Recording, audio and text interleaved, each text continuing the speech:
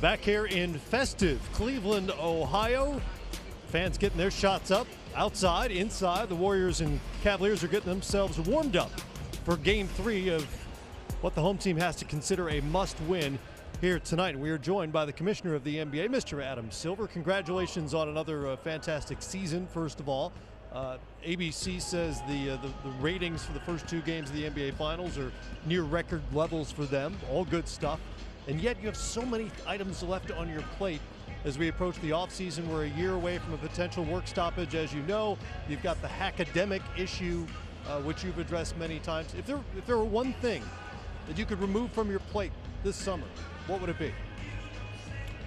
Well, I'd love to resolve the issue in North Carolina right now, where we're playing our next All-Star game. I know Charles talked about that again in the last few days. And we need to resolve that. And I know, Charles, you've said we should move the game now. I'd rather at least remain for the time being as part of the discussion and persuade North Carolina to make a needed change rather than moving on. We are looking at alternatives. We have no choice. But I went to college in North Carolina. It's a great state. I was just down there 2 weeks ago. Most people I talk to recognize that a change is needed. I think we can compromise. I think the so-called bathroom aspect has been overplayed. Okay. I think it's become a much bigger issue than Charlotte, North Carolina right now. Obviously, the Department of Education has weighed in, the Department of Justice, President Obama, the federal courts have weighed in, so that aspect's going to be worked out in the courts. But I still think they need to ensure that the LGBT community has the fundamental protections that all citizens should be provided for. And it's an ongoing discussion we're involved in North Carolina. Well, let me ask you this.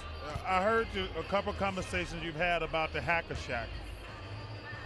I don't think you should change the Hacker Shack. We have players, if they can't good enough to shoot free throws, we can't not keep those guys in the game. You know, in sports, you use every advantage that's available. I know you're considering it, but do you think that's fair? It's a great question, and I think when we were doing this same roundtable last year, I was with you and said, on balance, guys got to make their free throws. The only issue now is when we look at the data over the last 5 years, just the last 5 years, the use of Hack-a-Shack is up 16 times in 5 years. 2.5 times more times this regular season than last year's regular season. And at the end of the day, I think we have an obligation also to listen to our fans. And the fans are speaking loud and clearly, which is they hate it. And I think, again, there may be an opportunity for a compromise here, rather than necessarily taking that last 2-minute rule, which was put into effect. And I get it, because people could have said back in the late 70s when they changed the rule for the last 2 minutes, it was the same philosophy, why should we be changing it all? I think what we could do now is maybe sit with the competition committee, look for some sort of compromise. So guys obviously still have to make their free throws, and they would have to anyway, because of course, just so everybody understands, the Hack-a-Shack only applies to, in essence, fouls away from the ball, which is just a 30 or 40% of the time for the use against the big three, where it really matters. So I think we can look at a compromise, but at the end of the day, it requires 2/3 of our teams to vote for a change. And a lot of our teams have held the same position you have, which I've had for years. But again, I just think at some point, on balance, the games are getting longer. It's not an entertaining, interesting part of the game.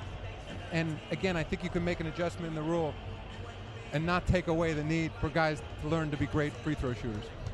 Adam, shifting gears here, the NBA is probably, of all the professional sports leagues, is very aggressive with technology, digital and social media, where the league is very savvy.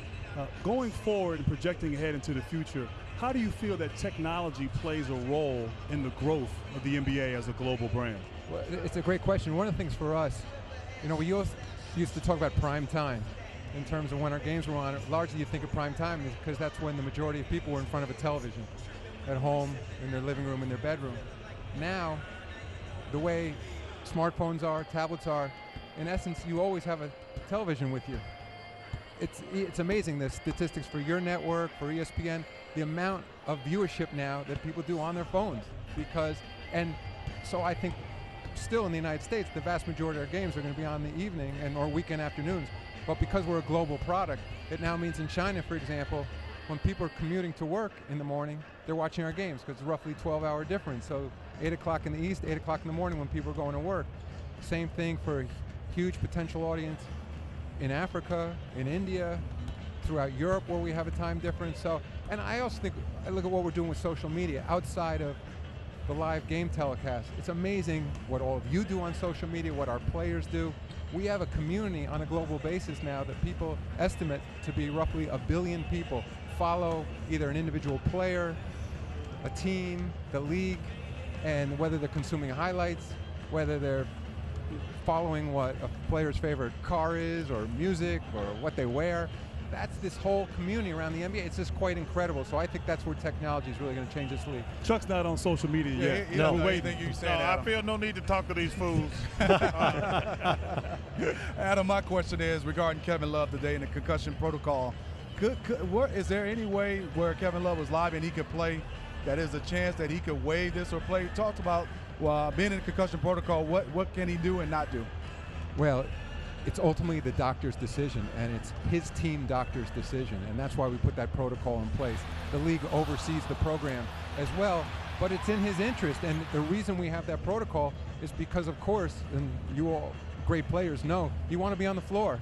You want to be there for your team, you want to be there for your teammates, but it's not in his best long-term interest to play, and that's why the protocol is there, and it can't be overruled.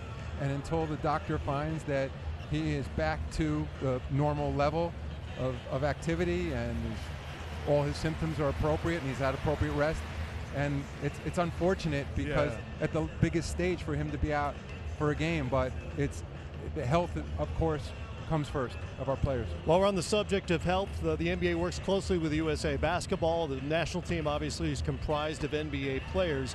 There have been some athletes out there, notably Pau Gasol, who have expressed concern about playing in the Rio Olympics because of the Zika virus. At this stage, how comfortable are you as the NBA's commissioner with your highest profile players playing in Rio? I'm comfortable with the players making individual decisions. The fact is, I live in New York State. They're appropriating emergency funds for Zika there. Yeah. Brazil, it will be their winter. It may be worse in the southern United States than it will be in Brazil. So it's a huge issue for all of us, Zika.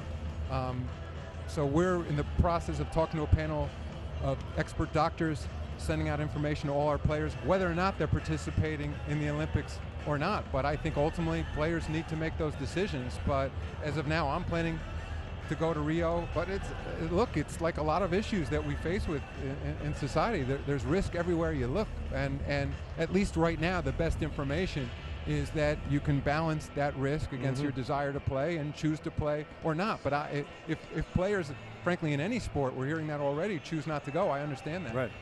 Commissioner, we enjoy the time as always. Great to have you with us, and congratulations on all of this. Thanks, guys. Thanks for having me. Thank you. Thank you, Adam.